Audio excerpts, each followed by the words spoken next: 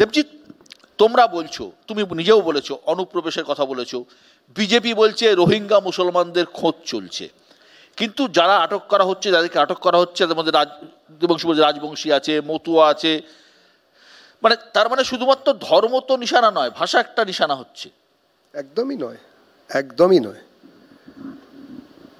আমাদের যে কথাটা শিবাজিদা বললেন, সিএর পরিষ্কার কথা হচ্ছে এটা একটা আইন যেটা কিনা ইনক্লুশনের আইন, অর্থাৎ অন্য দেশ থেকে যারা আসবেন তারা কারা আসবেন। অনেকেই মিথ্যে প্রচার করেন যে সিএ করে নাকি এখানকার ভারতীয় মুসলমানদের তাড়িয়ে দেওয়া হবে। আরে ভাই, তাড়ানোর আইনই এটা নয়, এটা হচ্ছে বাইরের 3টি দেশ, পাকিস্তান, আফগানিস্তান এবং বাংলাদেশ থেকে সেখানকার অত্যাচারিত নন মুসলিম, অর্থাৎ একটি মুসলিম দেশে তো আর মুসলিমরা মুসলিম হওয়ার জন্য অত্যাচারিত হতে পারে না, অন্য কোনো কারণে অত্যাচারিত হতে পারে, কিন্তু যে কারণে, ধর্মের কারণে দেশটা ভাগ হয়েছিল এবং নিজেদের দেশ পেয়েছেন বলে মুসলমানরা দাবি করে অমুসলিমদের ওখানে জিম্মি মালায়ুন বলে ওখান থেকে তাড়িয়ে দেওয়া, তাদের উপরে মানে প্রচণ্ড অত্যাচার ইত্যাদি করে সবাই এখানে আসতে বাধ্য হচ্ছে। আজ রাত্রেও পালিয়ে আসবে লোকেরা এই বিপ্লবের পরেও।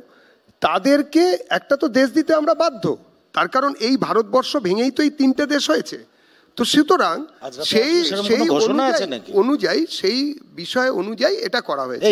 2 নম্বর বলবো, আজ রাত প্রত্যেক দিনই আসে, আজকেও আসবে। এবারে যেটা দ্বিতীয়ত, সেটা হচ্ছে যে সুমনদা এরমভাবে টিপ্পণী করবেন না, যে ছেলেটি বা যে মেয়েটি পালিয়ে আসছে না আজ রাতেও, তারাও কিন্তু আপনাদের ভোটার হয়ে যেতে পারে। শোনো দেবজিৎ, একটা ছোট্ট কথা বলি, আমার পরিবার না, আমার পরিবারও দেখেছে ওই পারে কি কি ঘটনা ঘটেছে, কি তাদের উপরে এফেক্ট এসেছে, আমরাও ওপার থেকে এপারে এসেছি, কিন্তু তোমরা সব জিনিসকে রিলিজিয়াস অ্যাঙ্গেল দিয়ে, আরে রিলিজিয়াস অ্যাঙ্গেল তো আছে জানেন, আপনার পরিবারকে ওপার থেকে তাড়িয়েছে কেন? তোমার কি তোমার নন মুসলিম বাবু, আপনারকে পরিবারকে বাবু নন মুসলিমটা নট অ্যাকসেপ্টেড। ওয়াই সুমনদা ওপার থেকে এপারে কি পালিয়ে এসেছিলেন, বা সুমনদার পূর্বপুরুষ যারা পালিয়ে এসেছিলেন তারা কেন পালিয়ে এসেছিলেন? ওপারে সিন্ডিকেটের ব্যবসা করতে পারবেন না, ওপারে গান্ধীবাদী কংগ্রেস করতে পারবেন না বলে পালিয়ে এসেছিলেন। ওপারে কিসের জন্য ওপার থেকে এপারে পালিয়ে আসতে হয়েছিল ভাই?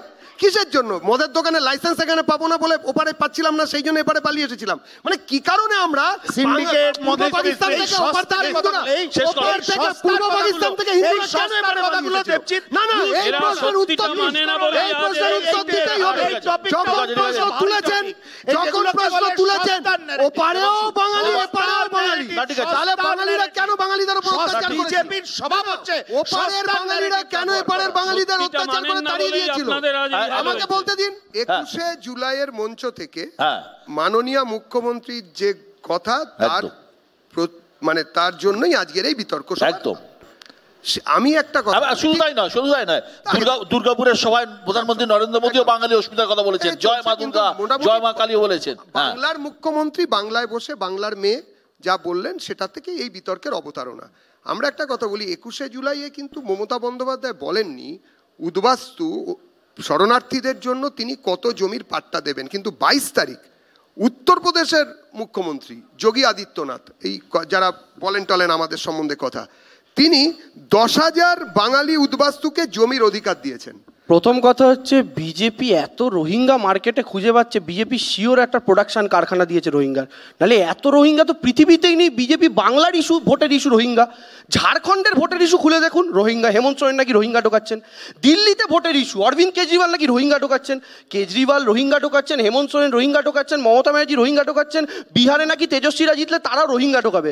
আচ্ছা 70 বছর দেশে কংগ্রেস শাসন ছিল, তাহলে তো আমরা ভারতীয় নেই, সব রোহিঙ্গাতেই ভরে যেত। পশ্চিমবঙ্গে এত বছর সিপিএম, এত বছর তৃণমূল, তাহলে তো আর মোটামুটি 70-75% আমরা হিন্দুরা ভারতবর্ষের পশ্চিমবঙ্গের মাটিতে থাকতো না। এই সমস্ত আজগুবি কথা, এগুলো অ্যাকচুয়ালি আজগুবি কথা। 2 নম্বর কথা, আমাদের বিমল শঙ্করদা প্রায় মমতা বন্দ্যোপাধ্যায় একটা কবিতাকে ব্যঙ্গ করেন। আমি শুধু বলি, বিজেপির 2014 হচ্ছে 2টো সিট, 18-র এই 19-এর হচ্ছে 18টা সিট, এবারের হচ্ছে 12টা সিট। গ্রাফটা দেখুন, এটাই মমতা ব্যানার্জির এপাং ওপাং ঝপাং, এটা বিজেপি বুঝতে পারছে না এখনো পর্যন্ত। দ্বিতীয়ত আমি একটা কথা বলতে চাই, সেটা হচ্ছে ইংরাজি কেন নয়, কয়েক জায়গায় ইংরাজি লেখা থাকে ইত্যাদি ইত্যাদি, এই কথাটা বললেন। দেখুন এখানেই আপনাদের সাথে আমাদের তফাৎ। উর্দু কেন? আপনারা যতটা, কাউকে আমি বলে নি দেবজিৎদা সুবিধা, আপনি কাউকে ভালোবাসেন, শুনুন তৃণমূলের সাথে বিজেপি থিওরিটিক্যাল ডিফারেন্সটা কোথায়। আপনি কাউকে ভালোবাসেন মানে আপনাকে অন্য কারোর প্রতি তীব্র ঘৃণা দেখানোর প্রয়োজন পড়ে না। মানে বিজেপি যেমন নিজেকে হিন্দুত্ববাদী প্রমাণ করার জন্য হিন্দুদের প্রতি ভালোবাসা দেখানোর চাইতেও বেশি মুসলমানদের প্রতি ঘৃণা দেখায়। আমাদের বাংলার প্রতি ভালোবাসা দেখানো মানে হিন্দি, উর্দু বা ইংরাজির প্রতি ঘৃণা দেখানো নয়।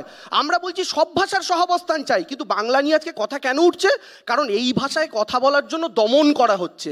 আর আমি আবার বলি, বাংলার ভাষা বলুন বা তৃণমূল কংগ্রেস বলুন, আমাদের মায়ের হাতে রুটি, মাকে কোনোদিন রুটি বানাতে দেখেছেন চাটুতে? দেখবেন খুন্তি দিয়ে যত চাপে রুটি উল্টো দিকে তত ফুলে ওঠে। তো এই রুটি হচ্ছে আমাদের ভাষা। এই ভাষাকে যারা যারা যখন যখন দমাতে চেয়েছে তারা শেষ হয়ে গিয়েছে। আমাকে একটা কথার উত্তর দিন।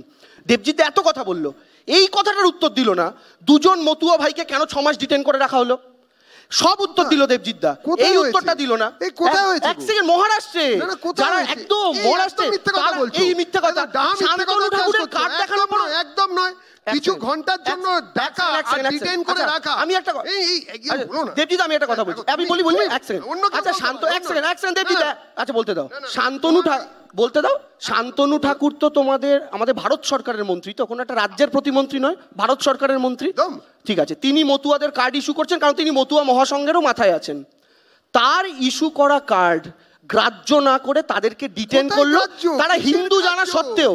এটাই স্পষ্ট প্রমাণ করে যে বিজেপির শত্রু ওই মুসলমান হিন্দুর গল্প নয়, পিওর বাঙালি কর্মীদের যদি কার্ড দিয়ে দেয় তাদেরকে থানায় ডাকা যাবে না। দাদা, এই যে এনআরসি নোটিশটা এলো, কালকে আমি একটা টিভি চ্যানেলে ছিলাম, নাম বলছি না, বিজেপির একজন মুখপাত্র ছিলেন মহিলা, তিনি প্রথমেই এসে বললেন এসব আইপ্যাকের অফিস থেকে ছাপানো এনআরসি নোটিশ।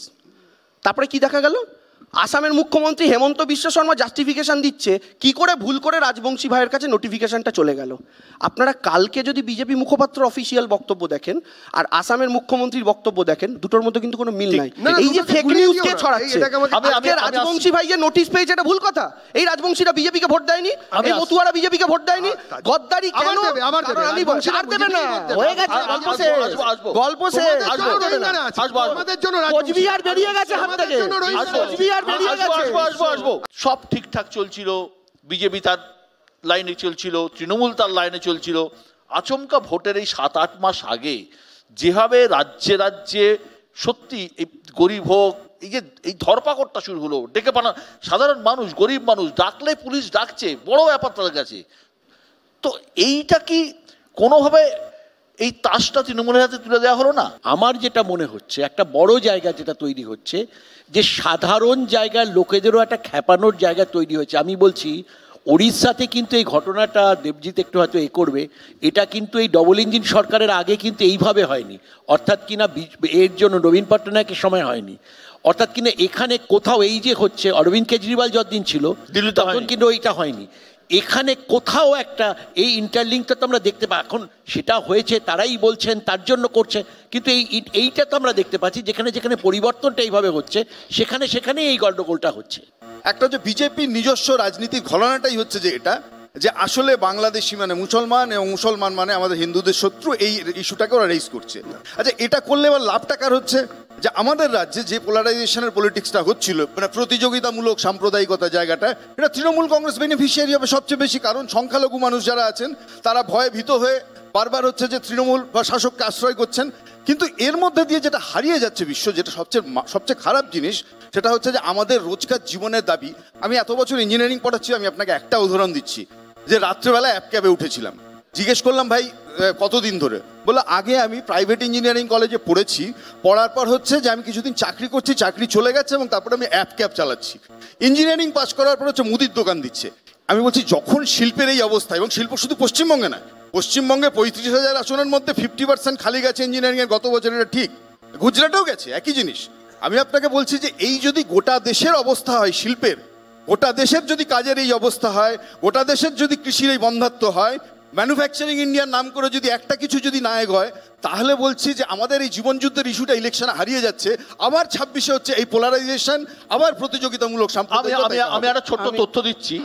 একটা সার্ভে বলছে ভারতবর্ষের জনসংখ্যার 20 থেকে 25% মানুষ কোনো না কোনোভাবে মাইগ্রেটেড। কেউ উত্তরপ্রদেশের লোক বাংলায় কাজ করছেন, বাংলার লোক গুজরাটে কাজ করছেন, গুজরাটের লোক তামিলনাড়ুতে কাজ করছেন, তামিলনাড়ুর লোক পাঞ্জাবে কাজ করছেন। ভারতবর্ষে এটা সিস্টেম, ভারতবর্ষে এটা হয় না এমন নয়। আমি দুটো পয়েন্ট আমার মনে হয় না বললেই নয়। এই যে এই বিতর্কগুলো তৈরি হলো কেন? আচ্ছা, হঠাৎ করে কি লোকে বিজেপিকে বাঙালি বিরোধী দল বলতে শুরু করেছে? আমি আপনাদের দুটো কোটেশন, আমি জাস্ট দুটো কোটেশন বলি। ধরুন কৈলাস বিজয়বর্গী 2021-এর ইলেকশনে বিজেপির কি বলে ওরা, তোমরা ভাষায় কি বলো, প্রভারী, আমরা বাপের জমে শুনিনি, যাই হোক। এখন বিষয়টা হচ্ছে এখানকার দায়িত্বে ছিলেন এই যে প্রভারী সো কল্ড কৈলাস বিজয়বর্গী, তিনি একদিন বললেন মজা করতে করতে, হামারে ঘর মে না কালার करवा रहे थे हम और देखा कुछ बंगाली वर्कर थे वो चिड़े खा रहे थे तो हम समझ गए वो बांग्लादेशी है। এখন দেবজিৎ দাকেও তো সরস্বতী পুজোয় চিড়ে দিয়ে দধিকর্মা খেতে হয়, চিড়ে খাওয়া থেকে বুঝে গেছিল বাংলাদেশি। দু নম্বর কথা, হ্যাঁ ওই চিড়ে খাচ্ছে থেকে বুঝে গেছেন কি বাংলাদেশি। আর দু নম্বর কথা, পরেশ রাওয়াল, বিজেপির গুজরাটের ওই পরেশ রাওয়াল অভিনেতাকে আপনারা সবাই চেনেন, যিনি নাকি ওমাই গড করেছিলেন, তিনি বিজেপিও করছেন। যাই হোক, সেই পরেশ রাওয়াল তিনি গুজরাটের বিধানসভার প্রচারে দাঁড়িয়ে বলছেন আপনারা কাকে ভোট দেবেন তাতেই ঠিক হবে আপনার পাশের বাড়িতে কে থাকবে, কোনো মাছলি ভাজা বাঙালির মাছলির গন্ধ পাবেন নাকি আপনাকে ঠিক করতে হবে। পোশাক দেখে ধর্ম নির্ণয় করা, কেউ দাড়ি রাখছে দেখে সে কোন ধর্মের, কার ফ্রিজে কি খাবার থাকবে তাই দেখে একটা ধারণা করে নেওয়া, এই কনসেপ্টটা নরেন্দ্র মোদী ক্ষমতায় আসার পর থেকে হয়েছে ভারতবর্ষে। এই ওরা কথায় কথায় পণ্ডিত নেহেরু অবধি পৌঁছে যায়, বিশ্বাস করুন পণ্ডিত নেহেরু থেকে এই নরেন্দ্র মোদী অবধি আমরা কোনোদিন এইসব দেখিনি। দেখুন, পোশাক আশাক, ধর্ম, ভাষা, জাতি, এই খাদ্য, এইগুলো হচ্ছে বিজেপির রাজনীতি করার বেঞ্চমার্ক। এর বাইরে কখনো নরেন্দ্র মোদীকে বা ভারতীয় জনতা পার্টির নেতাদের শিল্প উন্নয়ন, বেকারত্ব এগুলো নিয়ে কখনো কোনো আলোচনা নেই। আর ওরা এটা খুব ভালো করে জানে। অত্যন্ত দুঃখের সঙ্গে বলছি, পশ্চিমবঙ্গেও 2011 সালের পর থেকে শিল্প পরিকাঠামো উন্নয়ন, ইন্ডাস্ট্রিয়ালিস্টদের ভাগিয়ে দেওয়া, একটা ভয়ের পরিবেশ